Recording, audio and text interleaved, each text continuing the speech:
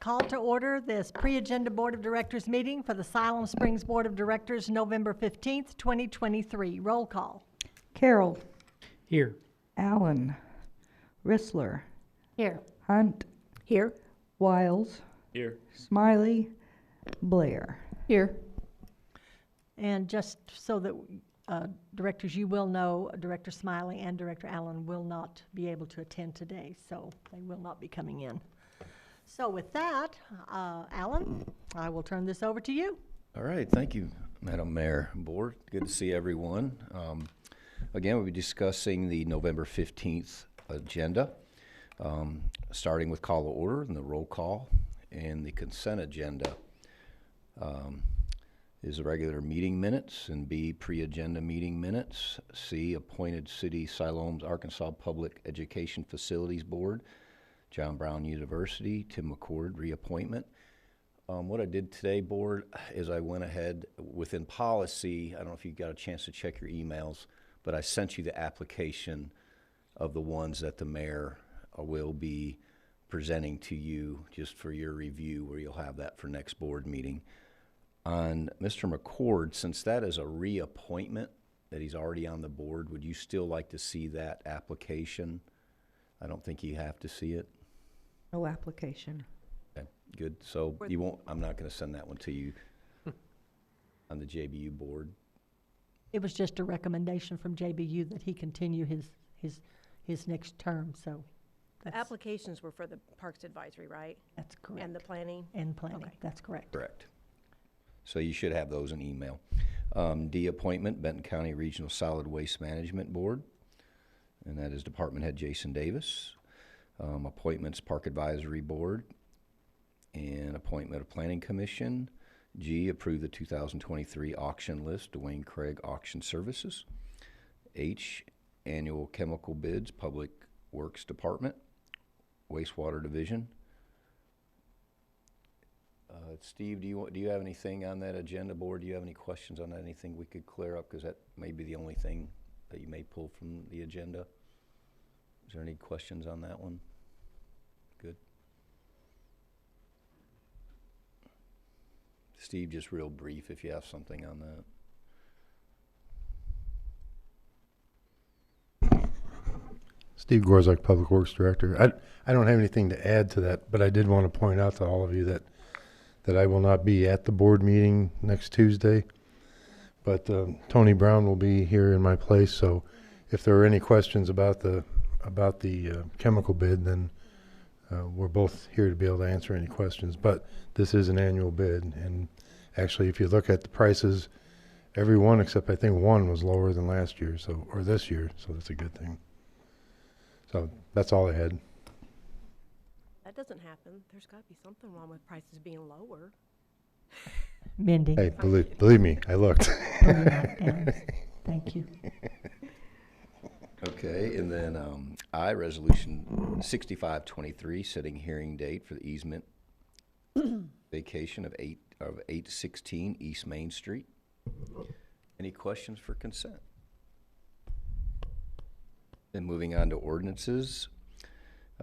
J, Ordinance 2325, second reading, amending City Municipal Code, Chapter 54, Land Use Minor Subdivisions.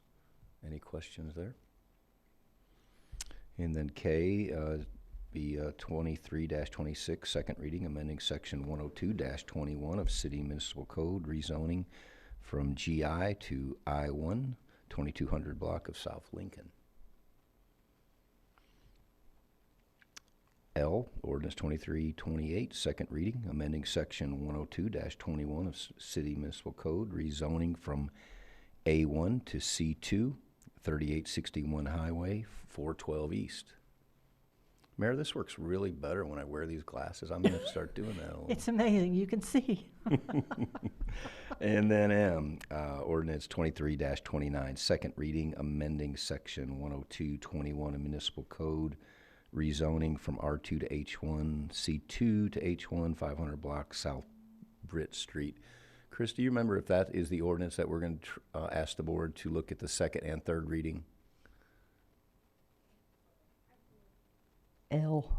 L, yeah. It's L. the A1 to C2, they're going to request to combine second and third. So that would be letter L, Yeah, that's Okay. the Burke and Collins.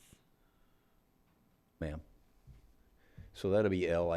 Last meeting, they asked that to do all three, but board decided you went through the first reading, but the next meeting, he will not be present, so I just wanted to make sure that you didn't have any questions. If you did, we could reach out to him, but Chris, Kevin, and staff will be here to answer questions, but they will be bringing that one for the second and third, if you approve.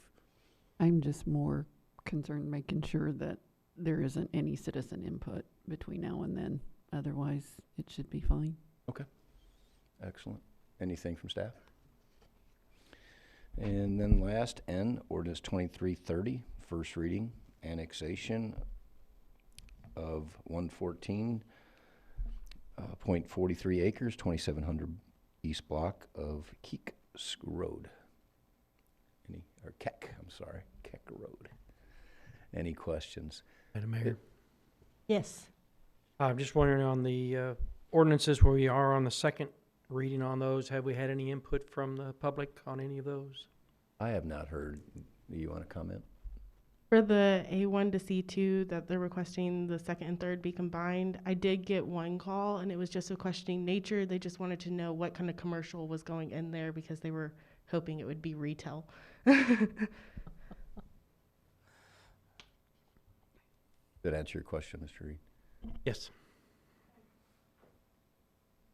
I have something to add for ordinance 2330, the first reading for the annexation. There was an error in the packet and the wrong exhibits were inadvertently attached. That will be corrected prior to the meeting, just so y'all know. Madam Mayor, Yes. Chris Paxton, I'm the Director of Community Development. Turn your Also- mic on. Can you hear me? There you go. Can you hear me better now? Uh, On the ordinance 23-30, that's the annexation, we have had feedback from the civil that's over that. He is a little bit frustrated with some of the process. However, some of the process issues that were associated with that were relative to county issues that our policy doesn't necessarily overlap with the counties. There's not a lot we can do to control some of the county issues. The applicant has indicated that they're going to try to push that as a purpose to push this to 3 different readings at one meeting, and staff does not support that. The engineer. Be Jason Ingalls. And I did verify that staff followed the proper procedures going through that and returned comments at an appropriate time rate. Anyone else? Anyone else concerning this ordinance 2330? Excellent. Any other questions about the agenda? I don't know if this is about the agenda or you're going to discuss it, the changes from the town hall meeting are in this agenda packet. Are we going to talk about that? At the board meeting. At the board meeting? It's on the agenda for the board meeting. Madam Mayor, Ben Rhodes. Yes. I was planning on doing a brief overview of the memo at the board meeting, just covering basically what's in the memorandum. May I go ahead and ask a question now? Sure. Just so I'm clear, it's about number 9, that significant developments and preliminary plats would not come before this board. They'd stop at the Planning Commission. Can you, and pardon my ignorance, explain to me exactly what those are that wouldn't come to us anymore? Exactly what that looks like? Certainly, significant developments are the large-scale development permits that you see from time to time before the board. Trying to think of the most recent one, maybe New Life Church, multifamily projects, things like that. The preliminary plats are their subdivision development. So that's the reason these were targeted, was that those are the types of permits that typically are approved by planning commissions in other cities. And usually they have the authority to just go ahead and approve those because they already meet the zoning and all the other regulations. And so the planning commission is the body that's checking staff to make sure those items are done correctly. Okay.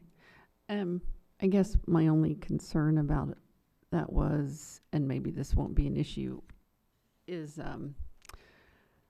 like last time the planning committee did not give the okay, or did not give the approval, whatever, to move forward on the multifamily over off of Dogwood. Do y'all remember what I'm talking about? If they did give the okay, would that, if in that case, if they had given the okay, would it have come to the board, or would their okay have been enough to go ahead and do that? That's a different type of permit. Those are rezonings.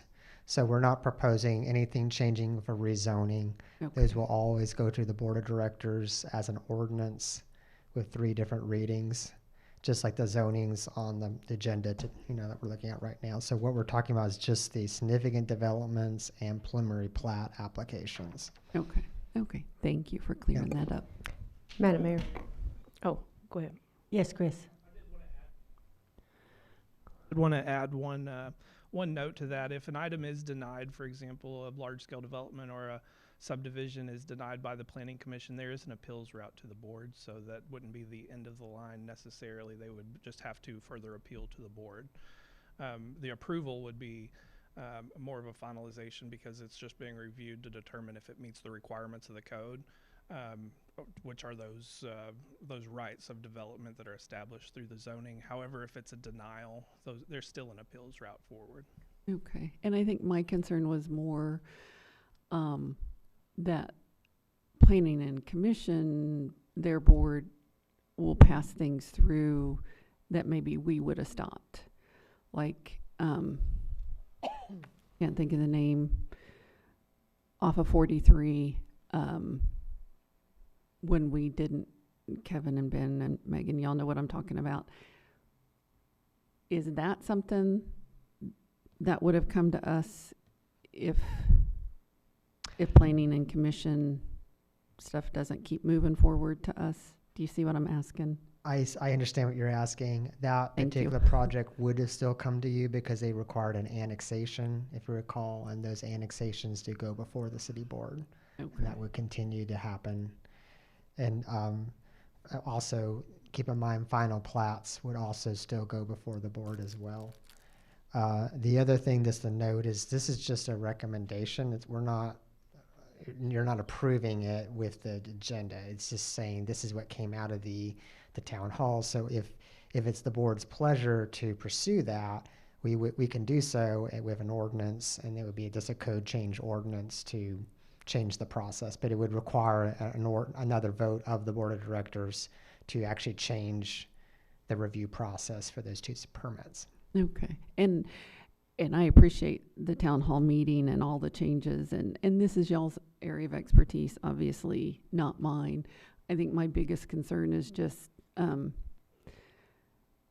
we hear from citizens a lot, and I don't want something to get passed and not come to us if it's something that's really going to affect citizens. And yeah, so thank Madam you. Mayor, and that was my question. It sounded like the concern maybe our citizens going to be concerned about something that the planning commission passes and not have the opportunity to express their concern. But my understanding is that citizens will still be notified prior to planning commission meetings, and oftentimes the concerns that we hear were actually expressed at the planning commission meetings, and then those are passed along to us. So they still get those notifications and can still express concerns. Correct? Yeah, that is correct. Okay. There will still be a public hearing at the planning commission for anyone who's interested. And if the planning commission approves a project and the neighbors are concerned, they can appeal that decision, and then that would come before the board of directors. Right. And then, like you said, for rezoning, annexation, final plat, the things where citizens may take their concerns to planning and then also come here, those are still going to be coming here anyway. Okay. Correct. Thank you. Any other questions?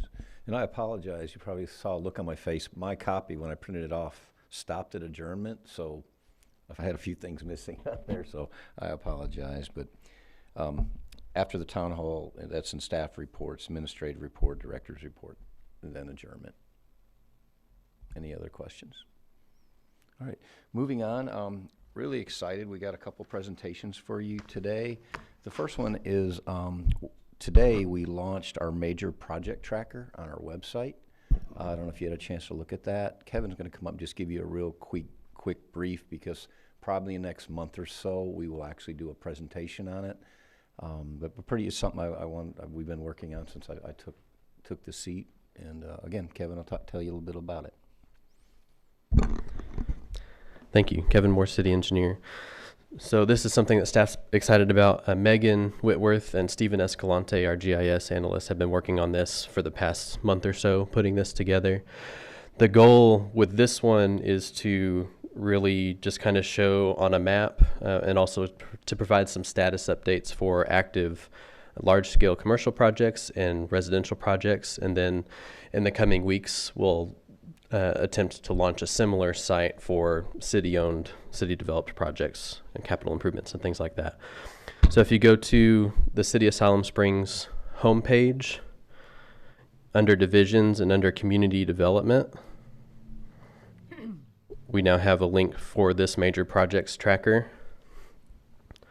And there's some instructions here on how to use it, zooming around and returning to kind of the base, the home format. And if you click on the logo there, it'll open it up in the full page. And so what we have here is sorted by subdivisions in progress, commercial developments in progress, and then kind of upcoming at one level of approval or another for the same. And so you can zoom in either on the map and click on something, or you can click on something if you know what the name of it is, and it'll give you just a brief description and then a status. So like for Carly Crossing here on the north side of town, the infrastructure is done. They've already received their final plat and they're now doing home construction. They're pulling their building permits for that project. Similarly, something like Foxtail Village, the utilities are being installed and they're working on the street improvements. They don't have final plat for this one yet. So as the public uses it and as we get some feedback, we may add some additional categories like whether something's been platted, when we think maybe completion may be done, some different things to expect there, just kind of as we get feedback. And then we've also got a similar process for significant developments. So for things like the Wiener Schnitzel going in, and where right now they're working on their off-site sanitary sewer main extension and construction for the building. All their permits have been issued and they've begun construction on that site. And then we've got a similar one for upcoming subdivisions. So these are ones that have passed through the board and been approved, and they're just waiting to start construction for one reason or another. And both of these cases, construction plans have been approved, and then the contractor's just waiting, or the developer's waiting for one reason or another to start construction. And then similarly for significant developments that are in queue, a good example for this one might be something like, where are we at? It's like Siloam Shops between Walmart and Lowe's. The construction plans have been approved, but they've obviously not started construction yet. And so we plan to update this about monthly as we receive different permits in. Permits are due on the first business day of each month, and so a day or two after that is when we'll try to update this, because we'll know like forthcoming board dates and things like that we can add to this status as well. So that's kind of what we're looking at right now. Again, if you go to our homepage under economic development, that's linked on the side, so if you can use that a little bit and give us some feedback, that'd be great, and we'll be looking forward to that from the public as well. I did want to mention one other thing while I was up here in response to Director Carroll's comments at the last board meeting. Close to September, we had met with RDOT about an overpass project that they have coming up, and they will be reconstructing the Highway 59 overpass of 412 there by Pipe Life. And with that, we've requested that they add a side path as part of their construction, and we received a letter in October at the beginning of October that said that they would accommodate that at no additional cost to the city. So that will be several years out, but that does get us that north-south connection. One of the things that we've been needing, so I wanted to make you aware of that. Okay, that's Lincoln Bridge? Yes, that's the Lincoln Street Bridge by Pipe Life. So they haven't even started design on that. They're doing traffic counts and things, so that'll be several years before we see that. I thought Director Carroll's idea was a great idea, and that's still sort of far east. But even if you could do some sort of overhead walking path a little bit, like halfway between there and State Line, that would be really nice for all those neighborhoods to get from one side of the highway to the other side of the highway. Because I know a road would be expensive, but Yeah, and yeah. would that be an RDOT thing too, because it goes over the highway? Yes, that would require RDOT as well. And this one, the main benefit is that it's fairly close to our trail system, but it is away from a lot of that residential. And so we will hope to get more than one north-south crossing. Question. Yes. So on this website, will it include streets, like any street stuff, like 412's supposed to be widened to the east? Is that going to show up on there, or where? Have any of that type of information? So our hope is in the next couple of weeks to have a similar site to this for active construction projects. And we would likely include things that are budgeted for 2024 as well, just so people can see, like, if design's been completed and we're waiting on bids, things like that. I don't know that we would go as far out as some of the Highway 412 widenings, because we don't have a date in sight for those, unfortunately. So that's something we can certainly discuss, like if we wanted that on a future map as well, but I don't think it would show up on this project tracker. Thank you. Yeah, our goal, Director, is I would like to have updates. Again, this is our launch and it's starting, and we'll come back in a few weeks and do a whole presentation where people understand a little better.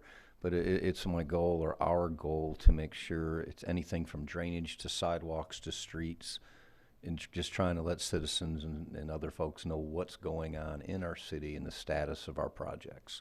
That way you may not get so many phone calls, because they can just click on our website and just go to an update at a drainage project, and it will let them know what's going on. I'm also going to have Megan, I kind of put her on the spot, have her coming up, just to talk about in the coming years. Our website's a little hard to maneuver. I know for me, and I figure others are having the same thing. So we have some things that we're going to change, icons and different things like that. But Megan, to give you a quick brief on that. Megan Whitworth, Communications Manager. Been waiting for that moment. So it was back in the fall, right before, a couple months before I started. The website got a whole new look through Civic Plus, and that's something just the past year, and especially since Alan came on, probably past month, we've been slowly making updates. It's a large website, just to make sure things are easy flow between desktop and especially your mobile phone, because that's where most people do check our website. So if you go onto like the animal shelter page, that was the first page that I worked with on James on just updating pictures and just updating, like when you flow, that it's just, sorry, I'm a little bit nervous. So it's just easy a flow to read, click on links, know where you're going. On the main page, we have a couple of different icons, like check your like updates where people can log on. We're gonna hopefully add a couple more icons on there. Like the #1 page of the whole website is the library. So why is that not on the front page? Or like a link to why Siloam, or a link to the project tracker. We're gonna have that added to there. And then also something that we've been in the works is launching an app. That will be through Civic Plus. It'll take about 8 to 12 weeks to get that up, but we're super excited to have that, just so it's another place residents can go check on. They can pay their bills, they can check on or contact staff, just little ease of use, just another step for our residents to be able to have access to information and have access to us. And Megan, one of the things, board, is when I took the position, it's hard to maneuver, so we're making those changes. But then Megan explained to me, we just went into contract, and we're in contract through 24, correct? Before we can even do an overhaul exactly what we want. We could, same company, because basically, what we're in contract, that's what we have. We can make changes, but I can't do wholesale changes of, did I say Yeah, that so correctly? every 2 years, it can be updated completely. So we're trying to go in within our little box of what we can do to go make changes. So probably at the beginning of 2025, we'll get a whole new website. But for now, we're just making those little tweaks that we can. But we're excited because the website last year got 400,000 views. And that's a pretty large number. And social media also got 400,000 views for the whole year. So it's just important to have those means ease of use for people to have access to. Great job. You say you're nervous. You do that Yeah. to me every time you put a camera in my face. I know I like being behind.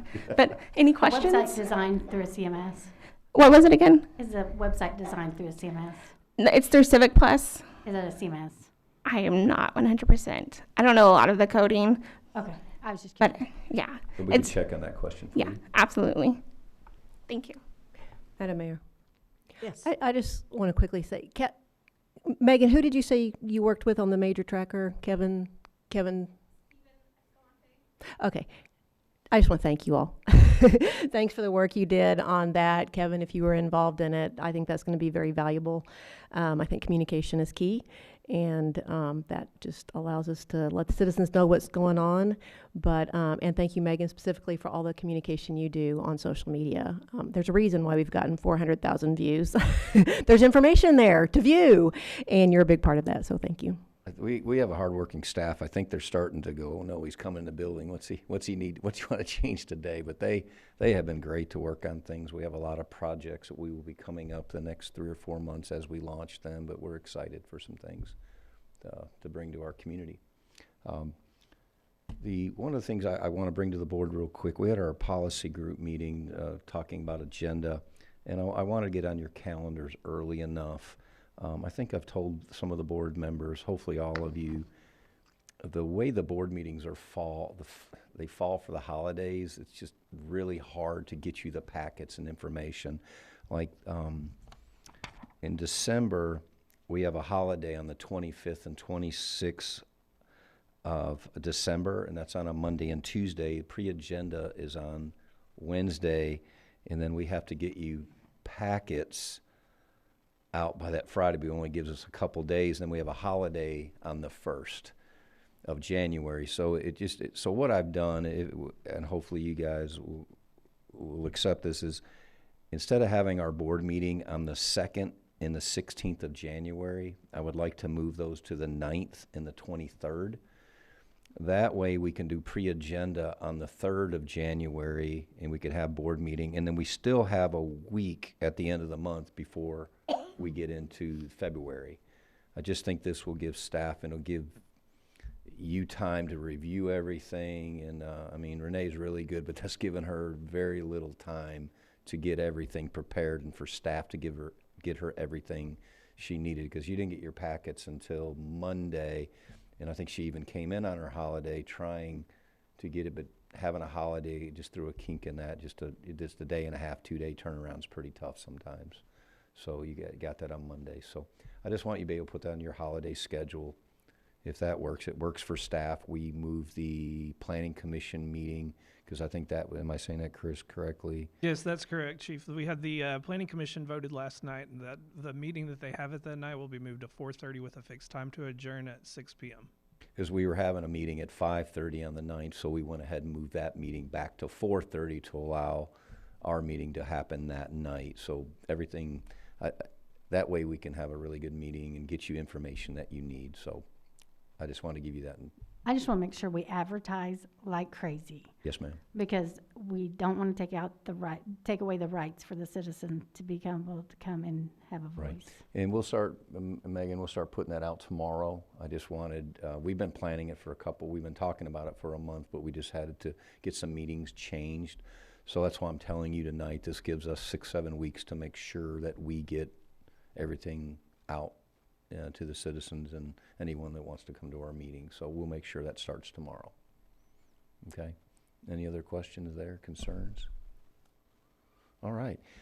Moving on, really excited about Jason coming up, our new public services department head. He works behind the scenes diligently, and it's It's been amazing for me to watch because his background is that sanitation, and it's probably one of my biggest headaches when I first got here. It seemed like I was getting 10, 20 complaints a day, it felt like. To be honest, I don't know if I've gotten one in about a month, so him and his staff are doing an amazing job. So I wanted him to do a presentation just to let you know where we were, where we are, and where we're going. Okay?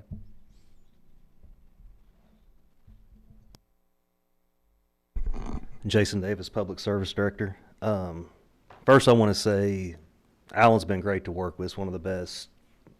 I mean, I came from Fayetteville. Most of you guys know that. And the overwhelming support that Alan's given me and the board members that I've met and talked to, I just really appreciate that. And I couldn't have done it also, some of the stuff with sanitation. Bobby Key, he's our new sanitation foreman. He's doing a fantastic job, so I wanted to make sure that you guys met him and knew who he was. So I'll try to go through this presentation for you guys. Hopefully it's not too boring.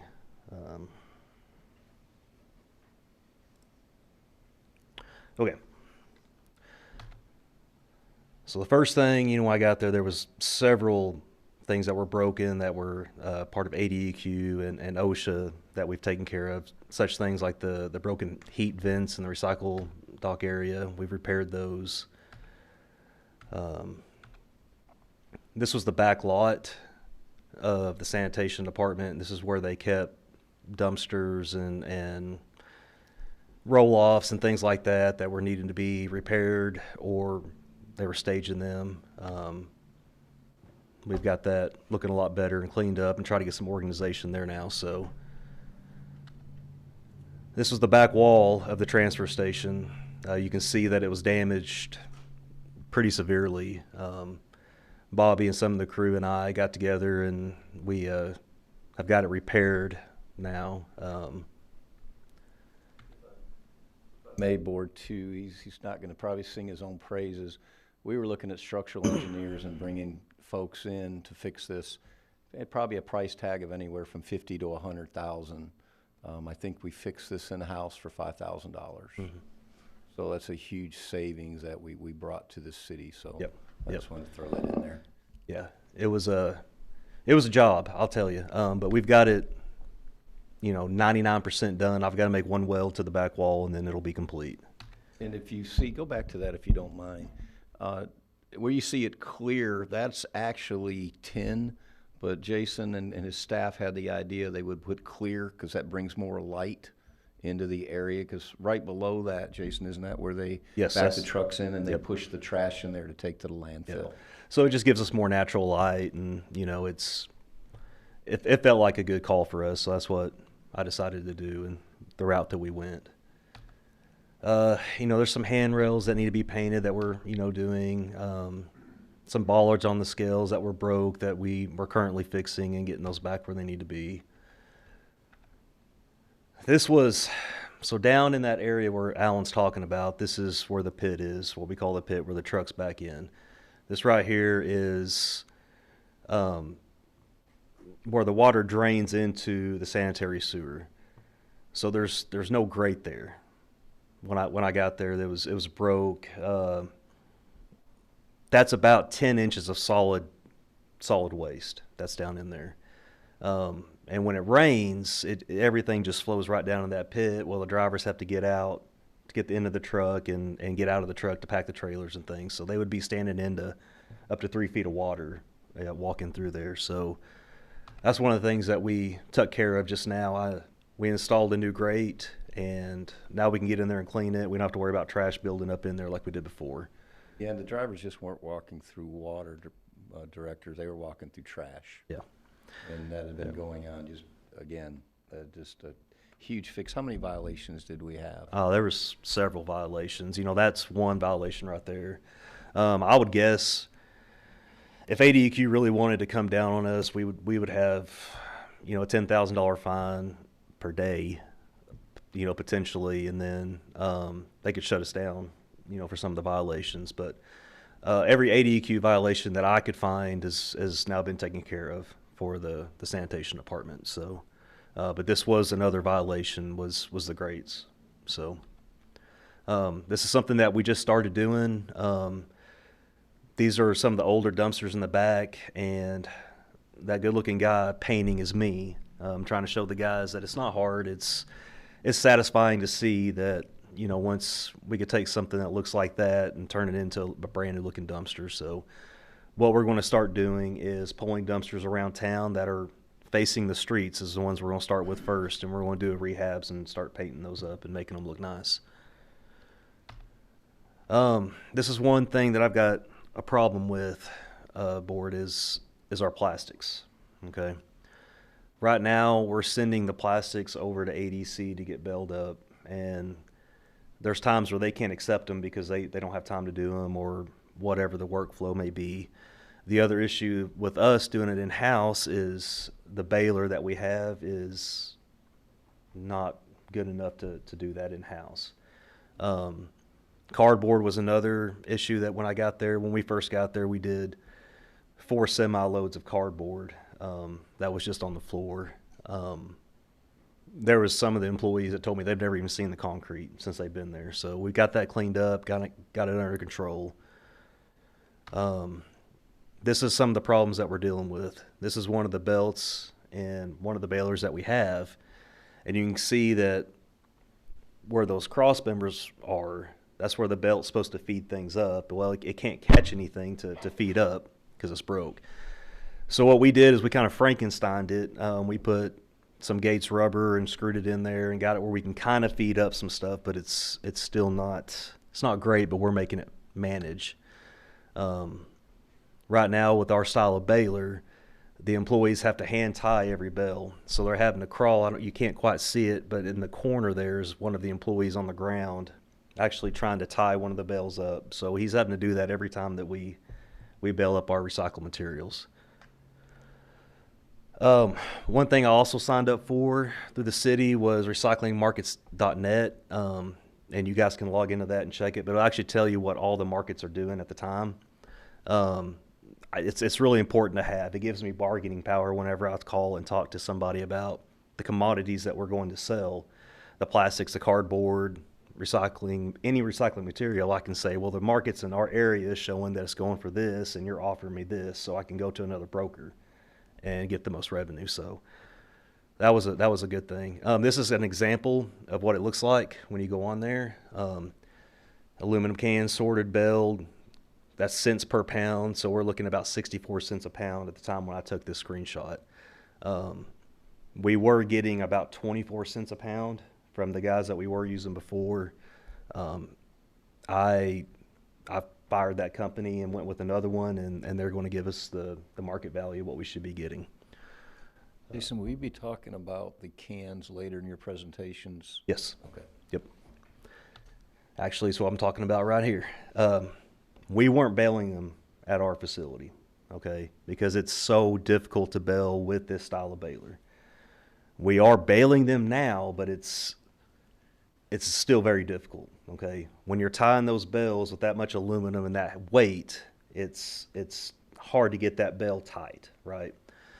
We've done a few, but by baling it ourselves, we would double our revenue for the aluminum cans and steel cans. More than double. Like I said, we were getting about 24 cents a pound, and market value is 64 cents. So I think he told me, board, that and I've learned more about this in the last 2 months to spend time out there, is we have a crew member go out and pick up the recyclables. They bring the recyclables back. We unload. We take the aluminum cans to another area, and then they bale them. We go pick them up, and we bring it back. So we have all that time in, and we're getting $240, $260 for that. So take out our time. So we were lucky to probably making $100 a bale. Now they've kind of fixed this machine. Yeah. He's like Dr. Frankenstein, so he gets in there screwing things and put little rubber strips, because if the belt is flat, the cans will roll off. So he had to put strips on there to catch the cans and put them into the baler. Now doing that in-house, we're making over $800 a bale. So he's almost tripled our profit. Yep. So that's some of the stuff that we've been working on. But did I understand this Frankensteining it together? That means that there could be a better baler out there? Yes, ma'am. That's what I'm actually going to talk Okay. about right now. Okay. That's what is- we're setting you up for. Yes. That's kind of what I thought. Yeah. So, my recommendation would be to go to a two-stage ram baler. Okay. What we have right now is single ram, which means that once the belts go up there, there's one ram packing it, and that's it, right? What this one will do is it'll pack it this way and then pack it this way with an auto tie system. So what that means is the guys can sit there and keep working, putting stuff on the belt, running the material. They're not having to stop, get out of the machine, go to the back, shut the machine off, tie the bell, open the baler up, get a forklift, move it, shut it, get back over there. They'd be able to, I'm saying, almost triple their speed in making this happen without having to stop work, tie it all up, and keep moving. So an average baler lasts around 15 years, 20 years if you really take care of it. It's honestly what needs to happen in that system. The system that we have right now is the city is outgrown. We have 2 small balers, and we just can't keep up with it. We got one guy that gets overwhelmed every day with the cardboard that we got bringing in, and he comes in the office like, I need help, I can't do it. It could be frustrating. This is one of the balers that I'm looking at.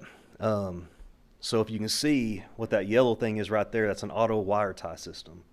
So when the baler starts to get packed and it starts pushing out, it'll automatically tie the bells, keep on moving down that ramp.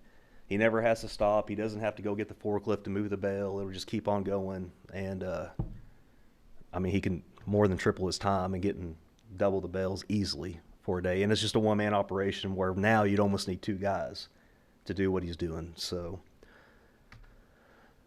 the other thing I wanted to talk about was some of the rates that I've noticed for the city of Siloam. And this is just things I wanted to show to make sure that you understood what I got. Right now, the city of Siloam has the 20, 30, and 40-yard roll-off containers.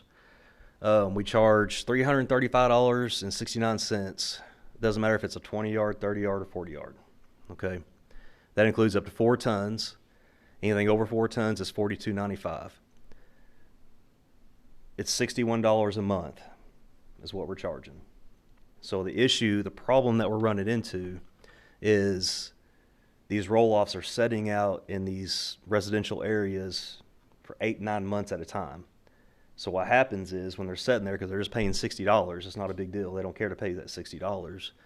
Those bottoms are rusting out of those metal containers. So in that 10-month period, we made $600 on it, but it cost us a $5,000 dumpster because the bottom's rusted out of it from not moving, not getting off that concrete, not getting the material out, getting it into the transfer station and moving. To give you an example of Fayetteville's 30-yard roll-off is $525 a month, or $525 per dump. They have a 30-day rental. 3 tons is included. It's $10 per additional day, $60 per additional ton. This is some of the numbers that I've thrown out there for you guys. It's like I said, a typical dumpster will run anywhere from $3,900 to $5,200. That doesn't include the shipping, so you're going to add almost $7,500 for one dumpster, one roll-off. With that $60 monthly fee, it's not encouraging these guys to want to get it picked up fast enough for us to be able to recover the money that we're losing on that. The other thing that we have dealt with is the overflow of trash cans with the extra bags. Right now, our option is either don't pick it up if it's overflowing, or pick it up and we don't charge them anything. They get charged that 96 gallons worth of trash is all we're charging them for. So if they have 4 bags on the ground, we just tell them to leave it, bring it up there or whatever, or we pick it up and we don't get any extra money for that. Doing my math, I come up with what we charge is about 20 cents per gallon of trash. Your average household trash bag is a 13-gallon trash bag. So my recommendation or suggestion would be that we charge for any of the overages for $2.60 per bag. Because here's the thing, at the end of the day, that trash isn't going to, it's got to go somewhere. So they're going to find someone's dumpster to throw it in. It's going to fill up somebody else's dumpster, or they're going to throw it down the street, or the dogs are going to get into it, or we're going to take it and not make any money on it. It's not just about the making money, it's about the losing the money. That's my issue. Because we have a tipping fee that we have to pay for through waste management to get rid of the trash. And when they've got over 96 gallons of trash and it's overflowing like this, we're not making anything on that trash that's overflowing. And if I may, Jason, board, what's happening, like Jason's saying, no matter how much trash that we have to pick up, we still have to pay for it to go to landfill. Right. Right now, I think my number is correct with Christina, we are looking at making zero in revenue. After all the recycling, we pay for the dumpsters, the trash to pick up, we are looking at zero.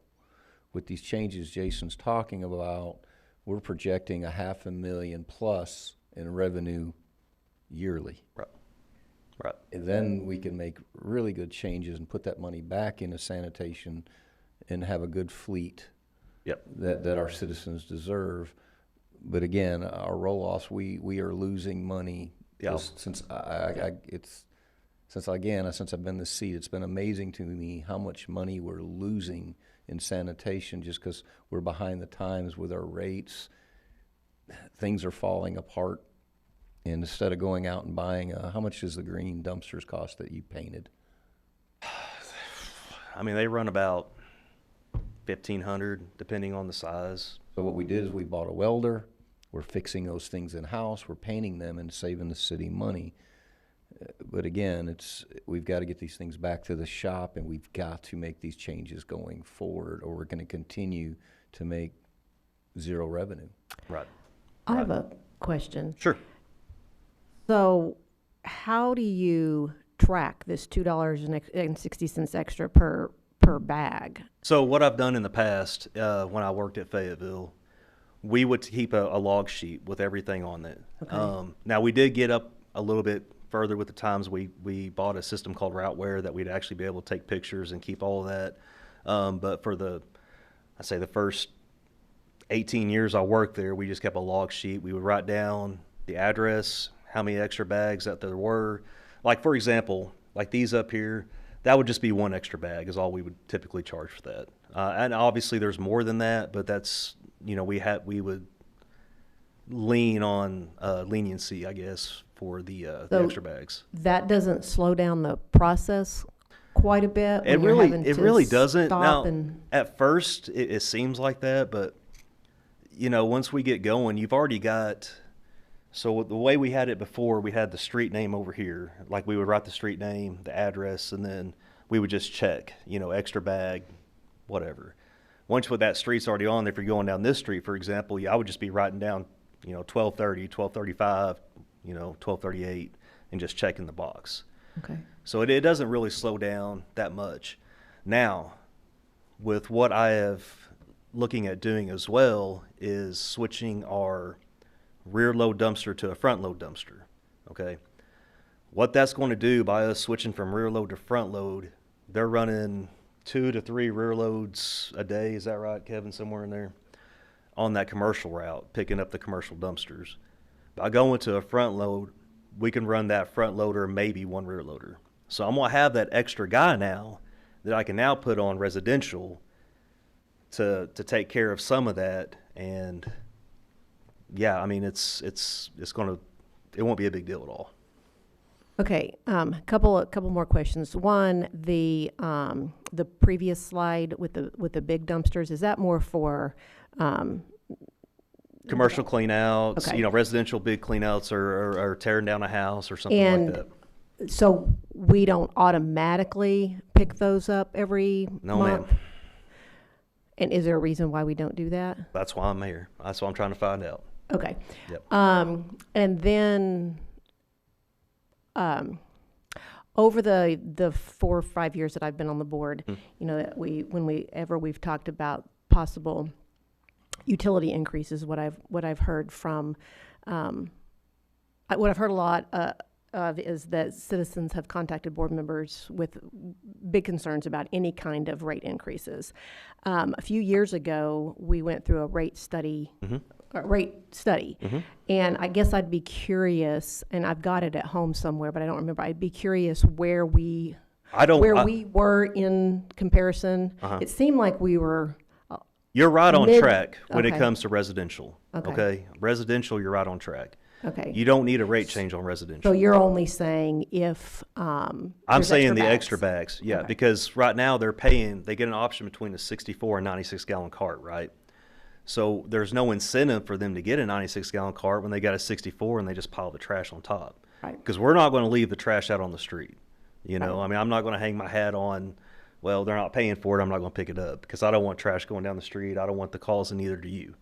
Thank you for that clarification. And I suspect if we made it pretty obvious, maybe they wouldn't overfill it after the first or second time they left too many bags. They could, but that trash has still got to go somewhere, right? And that's the issue that we're going to run into. If I leave it there, they're just going to find somewhere else to take it, and we're still going to be stuck with it. And Well, so how does that change if you charge them extra? it's not. It's just not going to be losing the revenue. Okay. You know, I mean, that's what it comes down to right now, is that we're not making the money because we're just taking the trash. One way or the other, we want to take it. What we could also do, if this is something that you guys would be interested in doing, is charging for the extra bags. We can give them some stickers that they can put on the bags. They get so many free stickers a year.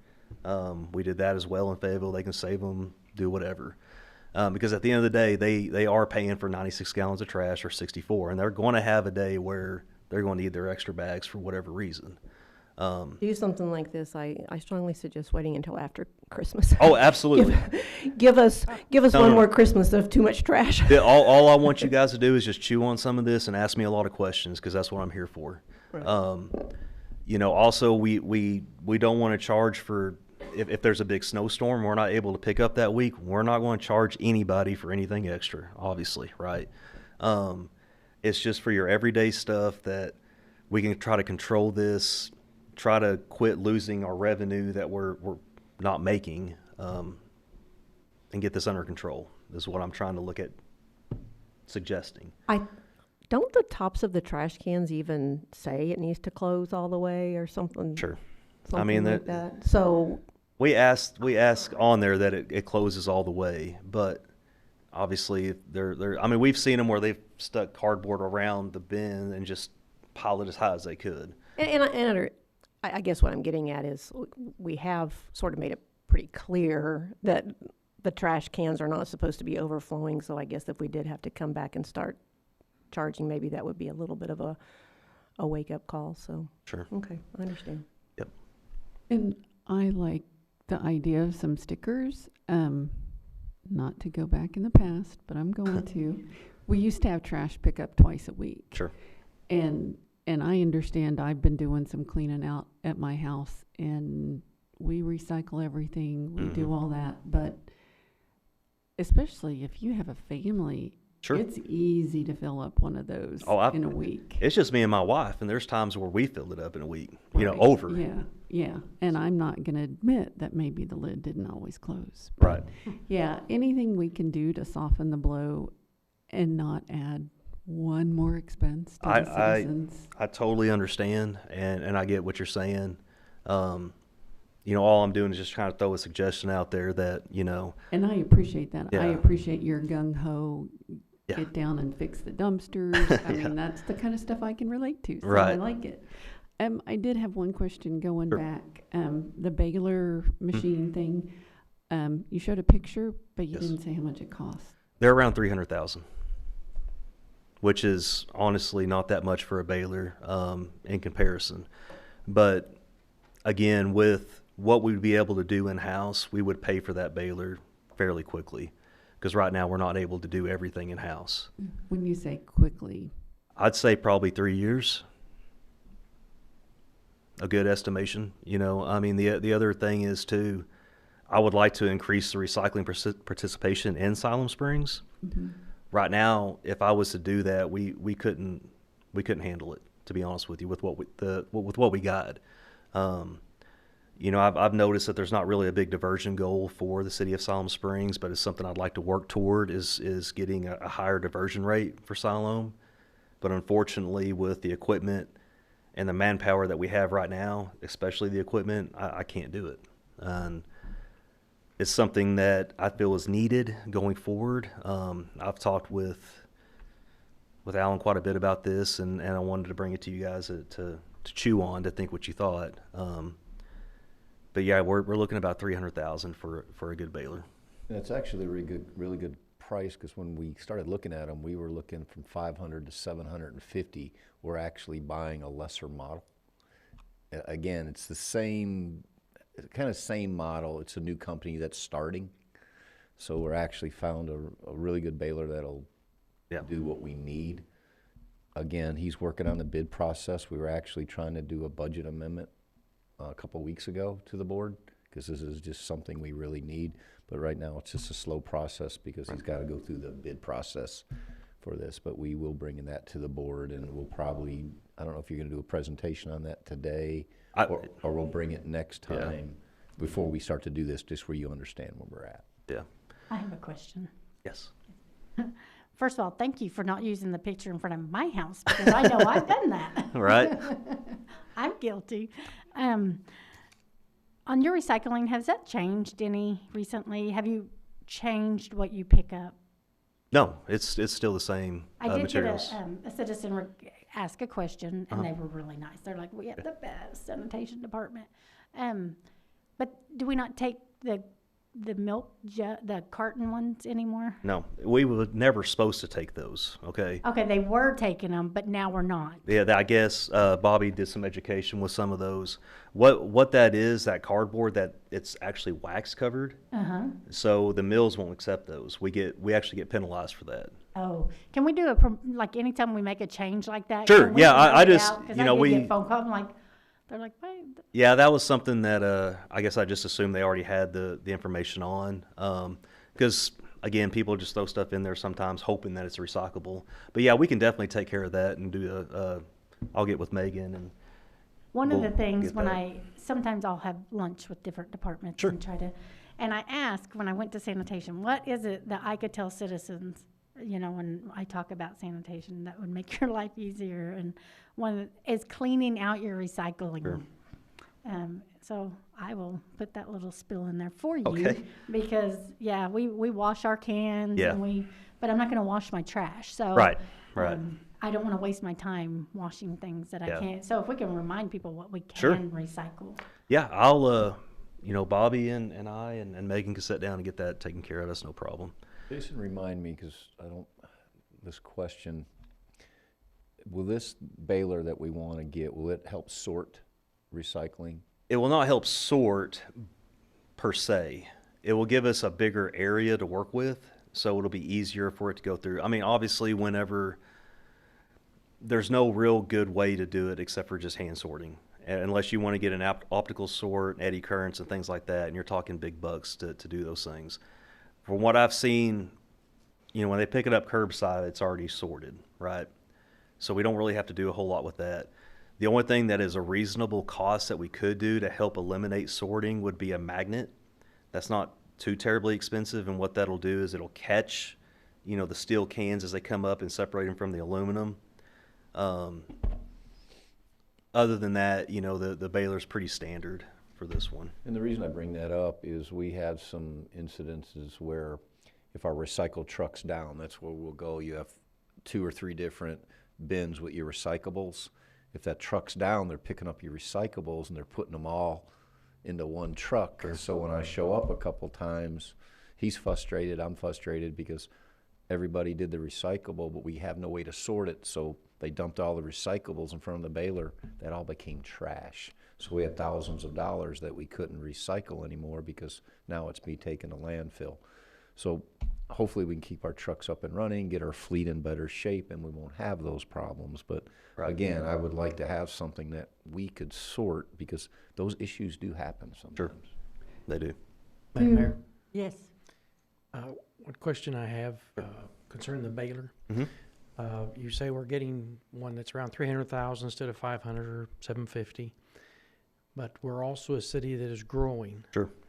And will this baler, which would be sufficient today, but when we're another 50% larger city, will that still So I'm glad you brought that up. for us? That is something that I did look at on this particular, and this is, you know, one of the things I'm dealing with right now. You know, we're going to go up to bid on this, and I'll be honest with you, this baler, the reason I like it, it's actually got 2 motors on it, okay? So what I'm going to do is the motor that's on it right now, or the smaller motor, will be able to do what the city of Siloam is currently taking on. The bigger motor will kick in once the city grows. They'll start going faster and being able to pack more. So this has got a 2-stage motor on it that'll allow us. Grow with us then. Exactly. Okay, thank you. Yep. Well, I'm sorry, what we'd like to see too, we have 2 balers, if you've been out there. We have one baler in the main building and a baler in another building. This baler will replace one of those, and then in the future, I would like to see that other baler get replaced, because they're pushing over 20 years old. They're on their last leg. Right. So in the future, next 4 to 5 years, or hopefully sooner, again, if they start bringing in revenue, that makes that a lot easier to replace. I would like to see both balers replaced in the near future, but starting with 1 instead of 2, because you're right, Director. As we grow, again, the cardboard area, there's people that's worked there 5-10 years that have never seen the concrete floor before, because the cardboard is just hard to keep up. Because this baler, I've gone out there and I've watched our city workers laying in trash trying to feed the baling wire in there, and that's just unacceptable for me. There's ways and new equipment. We just got to catch up with the times, and it's something that's really needed. But in the future, I'd like to see both. And one of the things that I'm always stressing is saving money, and staff does a really good job with that. I think you were looking at the concrete. There's going to be thousands of dollars to come in and put the new baler in. Well, Steve and his crew, they went out there and said, listen, we can do the concrete in-house and save us, how much was it, $10,000? It was going to be quite a bit, yeah. By doing it in-house. It's just working together, finding ways to save money. Yep. That's the first thing we look at. What can we do in-house to save money? The other thing I like about this ProPack series is where that existing baler is setting. We're going to be able to utilize with this one, and this is another reason why I like it so much, it'll almost set and drop in place. So with the exception of a little bit of concrete work that we've already kind of hammered out with Steve's crew. So, Madam Mayor, the recycling, like one of the things that we were told that would help is to divide it up, like get a bin for each one. I Sure. assume that's still the case, Yes, even ma'am. with all the changes.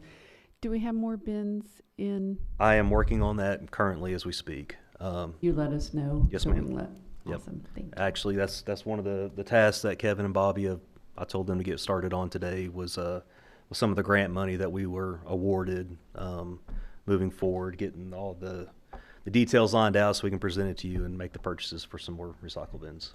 So you'd want like one for plastic, one for cardboard, and one for, You know, honestly, if you could keep the fibers, which I mean junk mail, papers, things like that in one bin, and aluminum, steel, and plastics in another would be great if we could just get those 2.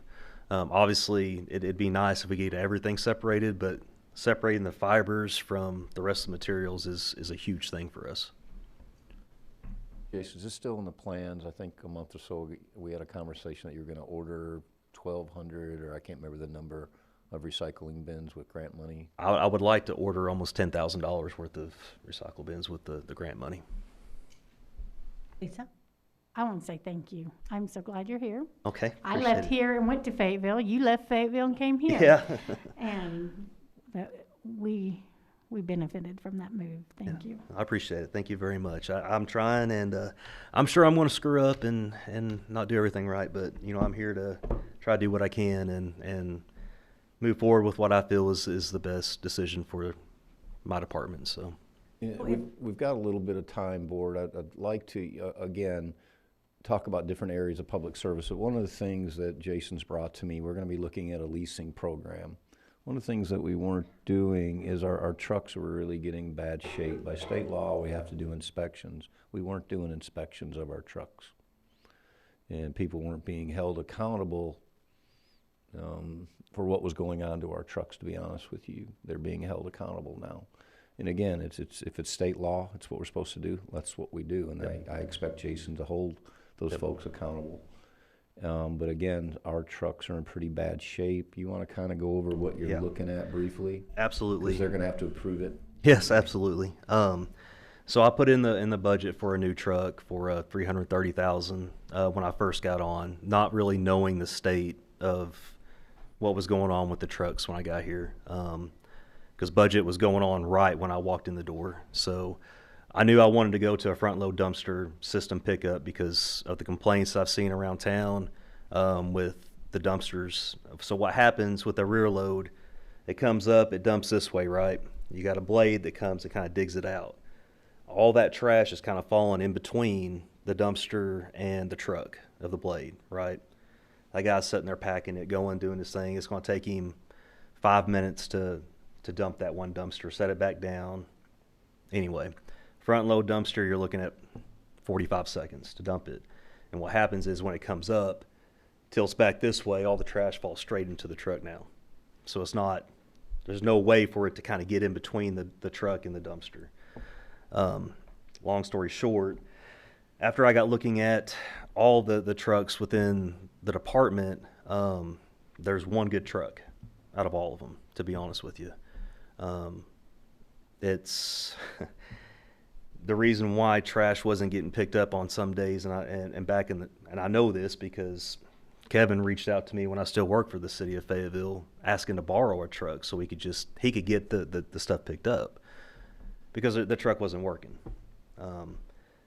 That has nothing to do with maintenance on this. These trucks are just that old.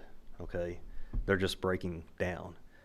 There's one truck at maintenance. It's a 1995 roll-off truck, to give you an example of how old some of these trucks are. So what I did was I contacted AME, which is a Sourcewell-based company through New Way, and talked with them about some trucks and leasing options. And from what they would offer me in trade-in value for some of the trucks that we were getting rid of was ridiculous amount that they were offering me. We would never get that in an auction. I don't know if our men is here or not, but it was a lot. So, my recommendation would be to trade those trucks in, use some of that money that we would get for the trade-in toward the payment of the lease, and try to build our fleet back up into a good fleet scenario.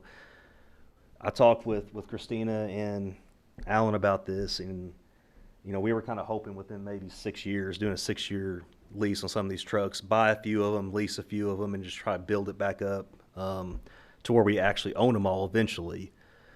But if we were to go out and purchase every one of these trucks brand new, we would be looking at millions. So right now we'd be looking at around $320,000 a year to get 5 new trucks. That lease would be good for 2 years. They would turn around and give us another 5 new trucks if we wanted in 2 years and kind of keep that same price range. With the 5 trucks that I would be getting rid of, they offered us a little over $100,000. I don't remember the exact number for trade-in. And that's some of these ones that are 1995 or one with a broken frame, things like that are just junk, honestly. And the good news on all this is I wouldn't have to ask for additional money next year because we would have plenty of money with the money that's already been approved by the board for the new. We could go ahead and get 3 vehicles. We can have one January 1, and then they'll kind of stagger through. And the good thing is there won't be a payment on that until they come in. How many vehicles total? 5.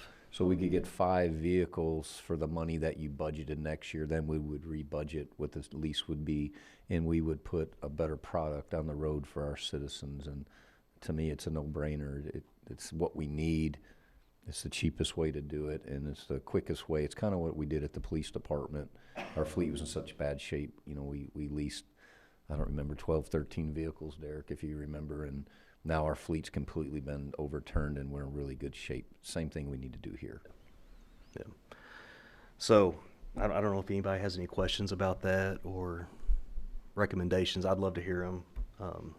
But that's something that I will be presenting very soon to you guys. So If you, and again, just public services, again, I don't want to steal your thunder. It's just like you guys will hear a little bit. We're starting to work on the my state of the city right now that hopefully I'll do in December, what we've done since I've been in the seat, what we've done in the past year. But one of the things that was staggering to me when I took this job was we outsourced, Christina, fix me, hit me if I'm not correct, but I'm pretty sure I'm right on. We were outsourcing $1.4 million in getting our equipment fixed in 2 years. So what we did is we budgeted for 3 mechanics. We've hired those mechanics, and they've all been amazing, and we're fixing everything in-house pretty much now. And I mean, staff is happy. I'm happy because we didn't have a lot of people that could fix certain equipment. Now we have people that are being certified, and hopefully we're looking at cutting that. I think it'll be more than half. I think we'll save $300,000 to $400,000. That's my guess. But again, you're outsourcing almost $700,000 a year just to get our equipment fixed, and by hiring people that can keep up with the work and get in there. I mean, we have a good crew, but again, it was a lot for 3 people. They didn't have time to fix everything they had. And I think Alan's being conservative, to be honest with you. I think we're going to save a lot more than that. I'm hoping to Hold me to it, so I can be careful. Hey, I got you. What I did when I was hiring these mechanics is I wasn't just looking for ASE certified. I wanted one that was ASE certified in this area, and I wanted one that was really good in this area and this area. That way I could take care of everything, right? We hired a good paint and body guy, and my thought was I wanted to fix up some of these vehicles or even repaint the vehicles before we took them to auction, because if you shine it up, people want to buy it, right? So it's things like that I was trying to strategize when hiring these mechanics. So we've got some really good guys right now, and they're doing an awesome job. The only thing that we've really outsourced is warranty work so far, and I'm really happy to say that so far we've done really good.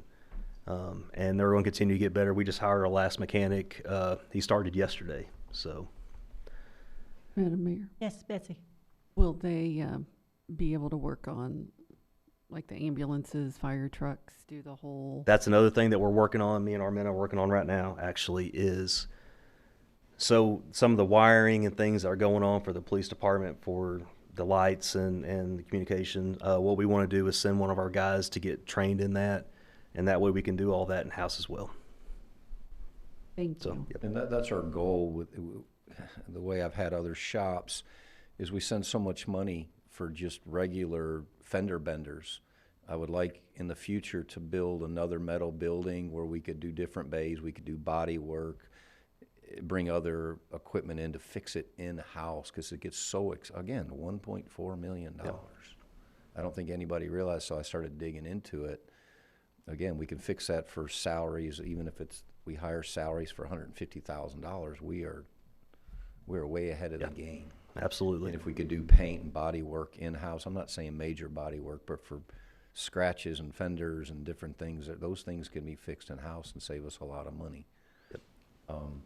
Anything else? So I'm really happy with the work that Armetta and that her staff is doing out there. A lot of changes. Travis is really working hard with Park and Rec. I appreciate him. He's really taken a lead in doing some things at the golf course. We're making strides there. James, of course, is just, he's do-it-all guy. If you need something, he'll go fix it. So I appreciate James and the airport and everything they're doing. The Christmas parade, I'm really excited this year.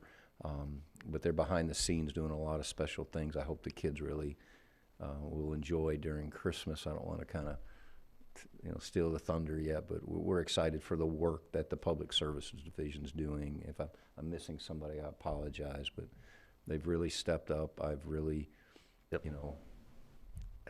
Tested them, and they're going above and beyond, and I appreciate what they're doing, trying to help the city. Anything else we're missing? Question? Before you step away, please. Yes, ma'am. I just have kind of an inquiry here. Yes, ma'am. Back to the dumpsters. Yes, ma'am. At one point in time, whenever we kind of started all this and started having the problems with the dumpsters always being full. Yes, ma'am. And flowing over, we talked about notifying those people. You know, I mean, your guys know the ones that are habitual. It's always going to be there. That we would notify those people. If that continued, then we would require them to purchase or use a larger dumpster. Yes, ma'am. I'm already working on that. I'm doing a route audit, is what it's called. Well, how do you do that if they're 96 already? No, she's talking about dumpsters. So like, Dumpster. Yeah, Oh. yeah. So what has happened? There's not really a list of what goes when. So what we're doing is we're making a list of what the guys are picking up, what days, right? I want to hold the guys to what days are supposed to be getting picked up. Just because they go one day a week doesn't mean you can pick whatever day they go. I want them to go the same day.